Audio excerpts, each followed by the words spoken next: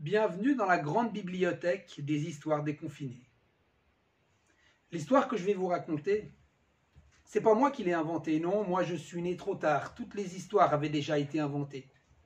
Mais cette histoire, je la tiens de ma grand-mère, qui la tenait de sa grand-mère, qui la tenait elle-même de sa propre grand-mère. Il était une fois, dans un petit village, ou plutôt tout près d'un petit village, une femme qui vivait avec son mari et avec ses parents. Cette femme, elle était bûcheronne. Tous les matins, elle prenait sa hache, ouvrait la lourde porte de sa maison et partait dans la forêt. Elle passait ses journées à couper des arbres, à en faire des bûches, des fagots qu'elle allait ensuite vendre dans les villages alentours. Un jour, comme tous les jours, la femme prend sa hache et elle part dans la forêt. Elle arrive jusque près de la grande rivière. Au-delà, c'est le pays magique, comme l'on dit, le pays merveilleux. Elle n'y est jamais allée et, à raison, aucun pont n'enjambe la rivière. Mais ce jour-là, allez savoir pourquoi dans la nuit, un arbre a dû être déraciné, a dû tomber et forme comme un pont naturel au-dessus de la rivière. La femme ne résiste pas à l'envie d'aller voir ce qu'il y a dans ce pays que l'on dit merveilleux. Ni une ni deux. Elle franchit le pont naturel et arrive dans ce pays magique. Elle regarde autour d'elle et là, elle se rend compte que ce pays merveilleux, finalement, n'a absolument rien à envier au pays qu'elle vient de quitter.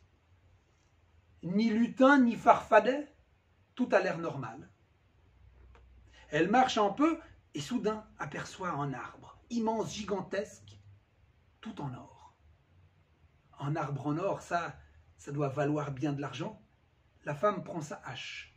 Elle la lève au-dessus de la tête et s'apprête à l'abattre sur l'arbre lorsque soudain une petite voix lui dit « Non, s'il te plaît, ne me coupe pas ». La femme s'arrête, regarde autour d'elle, il n'y a personne. Qui parle? Elle n'obtient aucune réponse. Alors elle prend à nouveau sa hache, la lève au-dessus de sa tête, s'apprête à l'abattre sur l'arbre, lorsque la voix retentit à nouveau. « S'il te plaît, ne me coupe pas. » Ça alors, mais qui parle? Demande la femme. Et l'arbre lui dit, c'est moi. Je suis un arbre magique et merveilleux. S'il te plaît, ne me coupe pas. Et en échange, je t'offrirai la possibilité de réaliser un vœu. Un vœu, dit la femme, mais dans les contes, c'est 3 vœux. Oui, mais moi, dit l'arbre, je suis un petit arbre magique et je ne peux réaliser qu'un seul de tes vœux. Choisis ce que tu souhaites le plus. Dans la tête de la femme, tellement d'images, tellement d'envies se bousculent, se précipitent. Elle ne sait que choisir. Alors l'arbre lui dit, rentre chez toi. Reviens demain, avant que les derniers rayons du soleil n'aient disparu derrière la cime de ces grands sapins.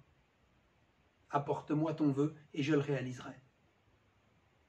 La femme prend sa hache, rentre chez elle. Pendant le chemin, elle réfléchit à ce qu'elle voudrait demander. Et il y a quelque chose qui revient. De l'argent, de l'argent. Ah oui, ça serait bien que je demande de l'argent, de l'or, de l'argent, enfin, de la richesse, quoi. Avec ça, je pourrais tout m'offrir, tout m'acheter. Oui, demain, je vais aller trouver l'arbre. Et c'est de l'argent que je vais demander. Arrivée chez elle, elle retrouve son mari, elle lui raconte son histoire. Et elle lui explique que demain, elle ira demander de l'argent à l'arbre. Mais son mari lui dit, mais ouais, écoute, depuis des années, nous essayons d'avoir des enfants et nous n'y arrivons pas. Hey, avec ton argent, on ne pourra pas les acheter. Non, demain, va voir ton arbre et dis-lui que tu veux des enfants. Ah, mon mari aimerait des enfants. Moi, j'aimerais de l'argent. J'ai droit qu'à un seul vœu. Elle se retourne alors vers ses parents qui, assis sur un banc devant la maison, prenaient le soleil. Il me faut vous dire que les parents de cette femme étaient aveugles, les deux, depuis déjà de nombreuses années. Et lorsque la femme leur explique son dilemme, les parents lui disent « De l'argent, tu en auras toujours assez, des enfants, si tu savais comme parfois on a envie qu'ils ne soient pas avec nous. Non, non, non, ce qu'il faut que tu demandes à l'arbre, c'est que nous, tes vieux parents, on retrouve la vue. » Ah ben ça alors, mes parents aimeraient retrouver la vue, mon mari aimerait des enfants, moi j'aimerais bien de l'argent, et puis j'ai le droit qu'à un seul vœu. La femme, finalement, va se coucher après cette journée harassante et le lendemain matin, elle se réveille sans savoir que choisir. Elle va travailler dans la forêt, mais elle n'a pas la tête à son travail.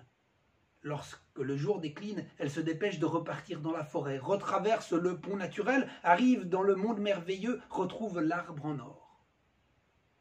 À ce moment, les derniers rayons du soleil sont en train de disparaître derrière les grands sapins. Alors la femme, dans un souffle, lui dit « Arbre, voilà mon vœu.